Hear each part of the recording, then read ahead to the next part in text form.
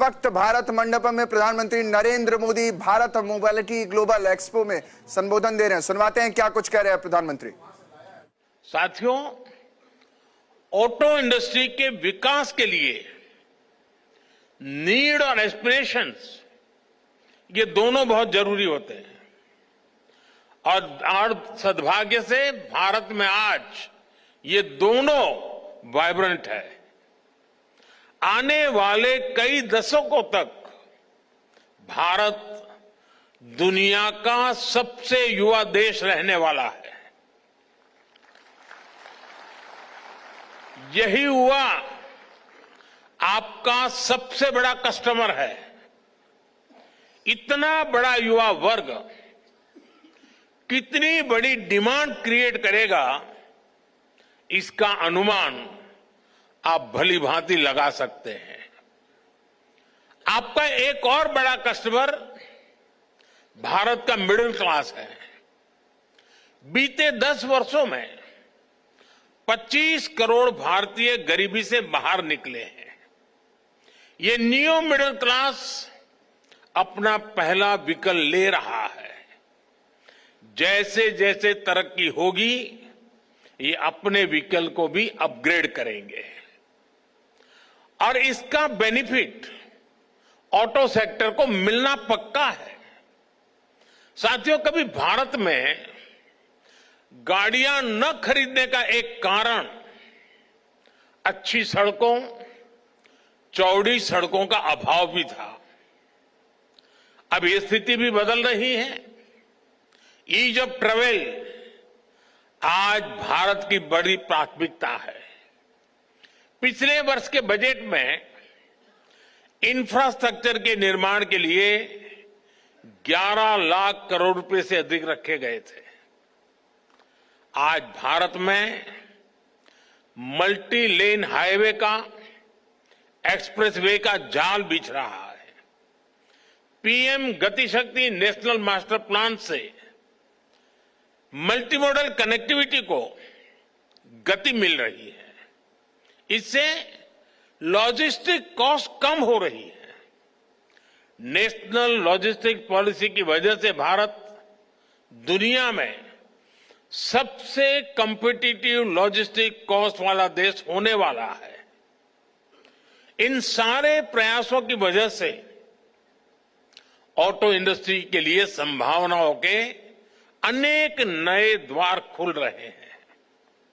देश में गाड़ियों की डिमांड बढ़ने के पीछे में ये भी एक बड़ी वजह रही है। साथियों, आज अच्छे इंफ्रास्ट्रक्चर के साथ साथ नई टेक्नोलॉजी को भी इंटीग्रेट किया जा रहा है। फास्टैग से भारत में ड्राइविंग एक्सपीरियंस काफी आसान हुआ है। नेशनल कॉमन मोबिलिटी कार्ड से भारत में सीमलेस ट्रैवल के प्रयासों को और बल मिल रहा है। अब हम स्मार्ट मोबिलिटी की तरफ बढ़ रहे हैं। कनेक्टेड व्हीकल्स, ऑटोनोमस ड्राइविंग की दिशा में भी भारत तेजी से काम कर रहा है। साथियों, भारत में ऑटो इंडस्ट्री के विकास की संभावनाओं में मेक इन इंडिया की मजबूती का भी बड़ा रोल है। मेक इन इंडिया अभियान को पीएलआई स्कीम से नई गति मिली है। पीएलआई स्कीम ने 2.25 लाख करोड़ रुपए से अधिक की सेल में मदद की है। इस स्कीम से ही इस सेक्टर में 1.5 लाख से ज्यादा डायरेक्ट जॉब क्रिएट हुए हैं। आप जानते हैं, आप अपने सेक्टर में तो जॉब क्रिएट करते ही है, इसका दूसरे सेक्टर्स में भी मल्टीप्लायर इफेक्ट होता है।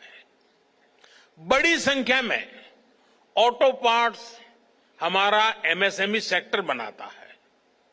जब ऑटो सेक्टर बढ़ता है तो एमएसएमईज, लॉजिस्टिक्स, टूर और ट्रांसपोर्ट, इन सभी सेक्टर में भी नई जॉब्स अपने आप बढ़ने लग जाती है। साथियों, भारत सरकार ऑटो सेक्टर को हर लेवल पर सपोर्ट दे रही है। बीते एक दशक में इस इंडस्ट्री में एफडीआई, टेक्नोलॉजी ट्रांसफर और ग्लोबल पार्टनरशिप के नए रास्ते बनाए गए हैं। पिछले 4 सालों में इस सेक्टर में $36 बिलियन से ज्यादा का फॉरेन डायरेक्ट इन्वेस्टमेंट आया है। आने वाले सालों में ये कई गुना और बढ़ने वाला है।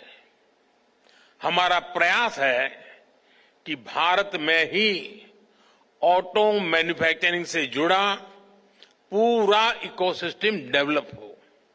साथियों, मुझे याद है मैंने मोबिलिटी से जुड़े कार्यक्रम में 7C के विजन की चर्चा की थी। हमारे मोबिलिटी सॉल्यूशंस ऐसे हो जो कॉमन हो, कनेक्टेड हो, कन्वीनियंट हो, कंजेशन फ्री हो, चार्ज हो, क्लीन हो और कटिंग एज हो। ग्रीन मोबिलिटी पर हमारा फोकस इसी विजन का हिस्सा है। आज हम एक ऐसे मोबिलिटी सिस्टम के निर्माण में